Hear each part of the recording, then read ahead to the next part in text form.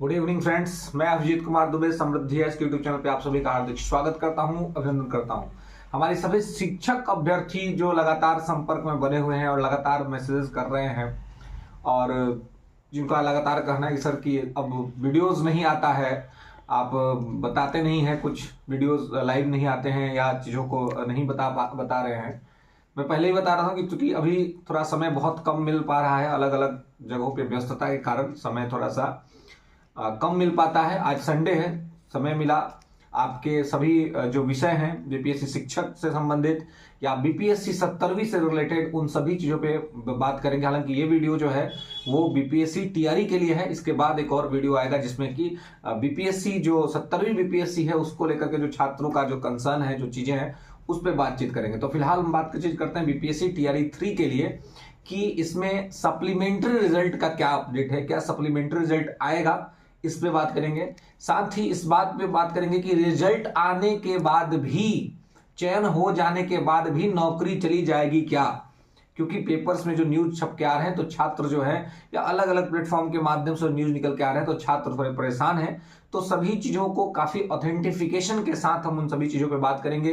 साथ ही ये भी बात करेंगे कि क्या टीआरई 4 में डोमिसाइल नीति लागू होने जा रही है, क्या सरकार डोमिसाइल नीति लागू करके टीआरई 4 लेगी। तो इसलिए इस पूरे वीडियो को कंप्लीट करिएगा, इन सभी मुद्दों पर गहनता के साथ आपके साथ विचार विमर्श करेंगे। तो चलिए, पहला हमारा जो विषय है वो कि जो ये बातें चल रही हैं कि क्या सेलेक्ट होने के बाद, रिजल्ट आने के बाद भी नौकरी चली जाएगी। तो देखिए, नौकरी चली जाएगी, मैं कह रहा हूं नौकरी चली जाएगी, लेकिन हाँ, नौकरी किसकी जाएगी?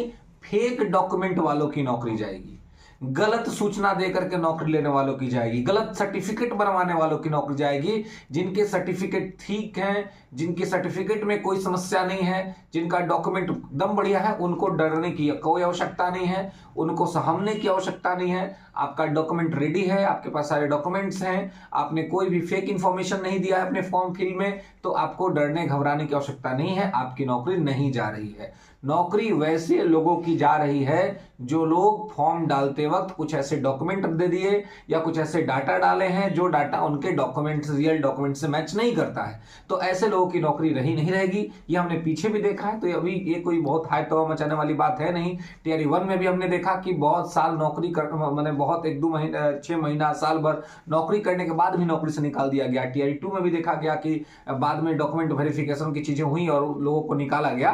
तो फेक डॉक्यूमेंट, जाली कागजात वाले लोग निकाल दिए जाएंगे। जिनके कागजात सही हैं, जिनके रिजल्ट्स आए हैं, उनको कोई घबराने की आवश्यकता नहीं है, उनकी नौकरी नहीं जा रही है। ठीक है, तो इस बात को, ये बात दिमाग में बिठा लेंगे। चलिए, तो दूसरा विषय है सप्लीमेंट्री रिजल्ट को लेकर के कि क्या सप्लीमेंट्री रिजल्ट आएगा। देखिए, इस दफा सप्लीमेंट्री रिजल्ट लाने के लिए सरकार पर गंभीर दबाव है, क्योंकि सरकार को इलेक्शन में जाना है और सरकार जो ये ढिढोरा पीट रही है, ढिढोरा का मैं ये मानूंगा कि इस बात के लिए बिहार की सरकार, नीतीश की सरकार जो है, नीतीश कुमार जी की सरकार जो है, वो सराहना की पात्र है कि उसने वैकेंसी निकाली, इसमें कोई दो राय नहीं है।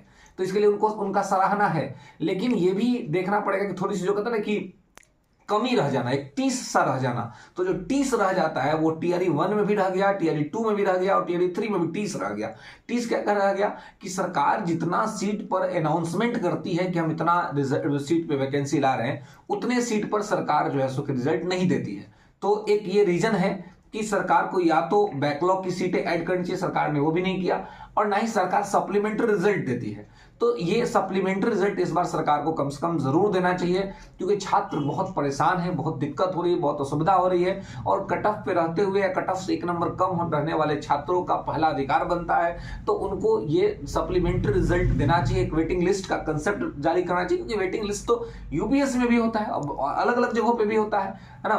तो यहां पर भी आप वो चीज कर सकते हैं। तो इस तरह की चीजों को सरकार को जो है वो इसमें चाहिए, और सप्लीमेंट्री रिजल्ट के बारे में सरकार को जरूर प्रयास करना चाहिए। और मुझे लगता है कि इस समय जिस तरह से बातचीत हो रही है, जो चीजें निकल के सामने आ रही है अंदर से, कि सप्लीमेंट्री रिजल्ट आने की संभावनाएं हैं, इस बार आएगा। क्योंकि टीआरई 2 में तो सरकार पूरा बच गई, बचा के निकल गई। टीआरई 1 को लेकर के कोर्ट के आदेश भी थे, उसे भी बहुत सारे स्तर से अवहेलना कर दी गई। लेकिन इस बार टीआरई 3 में सप्लीमेंट्री रिजल्ट आने की संभावना है। इसके बहुत सारे कारण, तो इसमें भी आपको टोटल सीट पे रिजल्ट नहीं है, और टोटल सीट पे रिजल्ट नहीं होने के साथ साथ यहाँ पे भी एक क्या दिक्कत है, तो टोटल सीट पे रिजल्ट नहीं दिया और मल्टीपल रिजल्ट आया है। तो मल्टीपल रिजल्ट आने की वजह से मेरे बहुत सारे ऐसे विद्यार्थी हैं जिनका 6 to 8 में भी रिजल्ट है, 9 10 में भी रिजल्ट है, 11 12 में भी रिजल्ट है, तो 11 12 ज्वाइन कर रहे हैं, वो 6 to 8 9 10 नहीं कर रहे हैं। ऐसे भी बहुत सारे विद्यार्थी हैं जो 1 to 5 और 6 to 8 में सिलेक्टेड है, तो वो 6 to 8 ज्वाइन कर रहे हैं। तो ऐसे में बाकी सीट तो खाली रह रहा है ना। तो जिस वैकेंसी में जो सीट आई है, ये लॉजिकली भी और लीगली भी, कॉन्स्टिट्यूशनली भी, संवैधानिक रूप से, विधिक रूप से, कानूनी रूप से, अधिनियमित रूप से भी ये बात सही है, ये सत्य है कि जिस वैकेंसी में जो छात्र अपीयर होते हैं उस सीट पर पहला अधिकार उन्हीं का बनता है। तो इसलिए जो छात्र इसमें अपीयर हैं तो उनको इसका लाभ दिया जाना चाहिए, और मल्टीपल रिजल्ट की वजह से जो सीटें खाली हो रही हैं उसके लिए भी उनको उसका लाभ मिलना चाहिए। ठीक है, तो ये चीजें वहां पे उनको मिलनी चाहिए।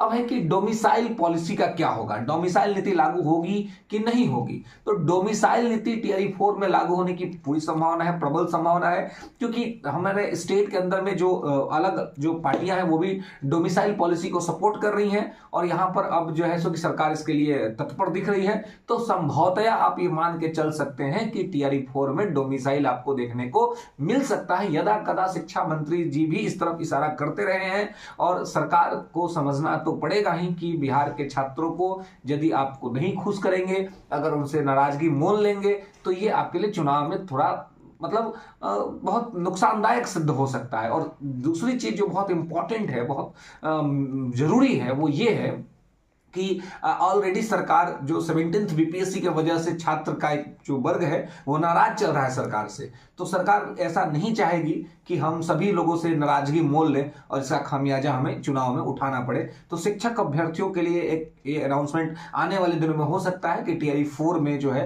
वो डोमिसाइल पॉलिसी लागू होने जा रही है। तो चलिए दोस्तों, ये सारे आपके जो कंफ्यूजन्स थे वो उन सभी चीजों पे मैंने आपसे बात की। उम्मीद करते हैं वीडियो आपको समझ अच्छा लगेगा।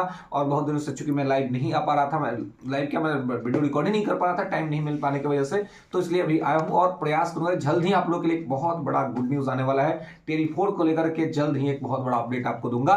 इसके लिए चैनल को सब्सक्राइब कर लीजिए, लाइक करिए वीडियो को और सबके साथ शेयर करिए। फिर मिलेंगे अगले वीडियो में, तब तक सुखी रहिए, स्वस्थ रहिए, समृद्धि के साथ समृद्ध बन रहिए। धन्यवाद।